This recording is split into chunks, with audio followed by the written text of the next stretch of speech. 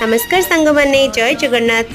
आज पवित्र ज्येष्ठ पूर्णिमा अवसर में समस्त को अनेक अनेक शुभेच्छा और शुभकामना। आशा करुच्ची आपण मैंने समस्ते बहुत बढ़िया थे, मुझे बहुत बढ़िया अच्छी। तो आज रेसिपी हूँ आपण को बनैबी आम ओडिशा स्टाइल खीरी।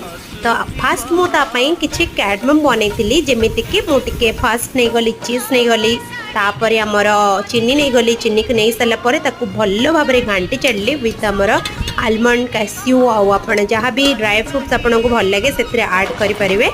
तो तापर मिल्क पाउडर बा क्षीर यूज करेंगे। फास्ट मुझे बन देती बहुत भल भाव में जितेबाला आपंकर रेड कलर आसीज से धोई चाउल को अरुआ चाउल को आपड़ पकई पारे से। तो तापर पकई सारापर जी परिमाणर आपण को दरकार तार माने क्षीर बा पानी आपड़ दे पारे से। आपड़ पाउडर मिल्क पाउडर ऐड करके देखिए जितेबाला फुटी आसो पूरा भल भाव में आणिकी आप सर्व करें। सुंदर सुंदर खीरी